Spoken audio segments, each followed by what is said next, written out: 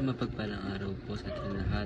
Ako si Calfred Quizon and this is my devotion for today, April 8. And ang topic po natin for today is, ano ang dapat mong malaman bago mag-Lord's Supper or yung Eucharist? So, ating scripture po for today is Luke chapter 22 verse 19 to 20. Basahin ko po. And he took bread, gave thanks and broke it, and gave it to them, saying, "This is my body given for you. Do this in remembrance of me." In the same way, after the supper, he took the cup, saying, "This cup is a new covenant in my blood, which is poured out for you."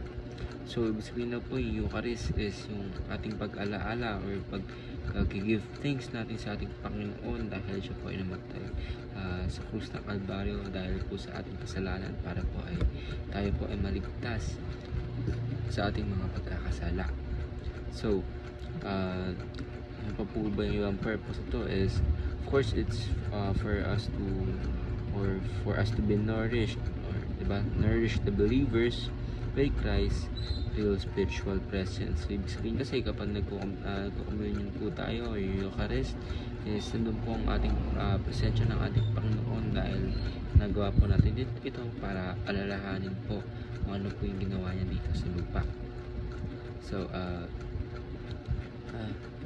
yung third purpose man po nito is to strengthen the faith of the believers. Of course, lagi po natin tatandaan na kapag ito po ay lagi natin ginagawa or lagi po natin inaalala or give thanks yung ginawang ng ating Panginoon sa atin is, of course, lalakas at lalakas tayo and we will be more grateful sa kung ano yung ba yung ginawa niya para po tayo ay magsalba lang at hindi pala lang, sorry po for the term, para po tayo ay magsalba dahil grabe po yung pagdusa or grabe po yung sakit na naramdaman po ng ating Panginoon or pinaranas ng tao sa Kanya in order for Him to save us, diba?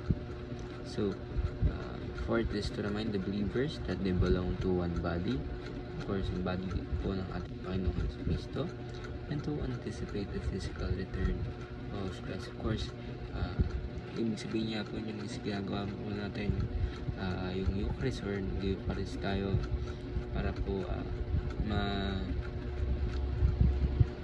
mag-prepare po yung ating mga sarili sa pagdating po ng ating Panginoong Kristo.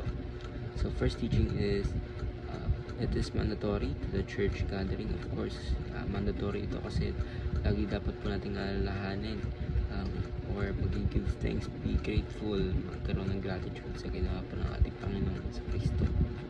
So, second teachings po natin is it is revisiting the cross of Christ.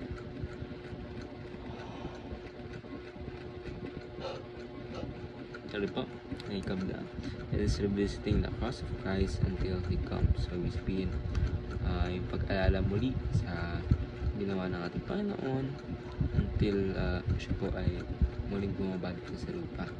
It helps believers experience the real spiritual presence of Christ. Kasi ibig sabihin, ito yung ginagawa po natin para maalala po natin ang ating Panginoon Yesu Kristo and for us to be magkaroon pa po ng lalim yung relationship pa po natin sa ating Panginoon Yesu Kristo.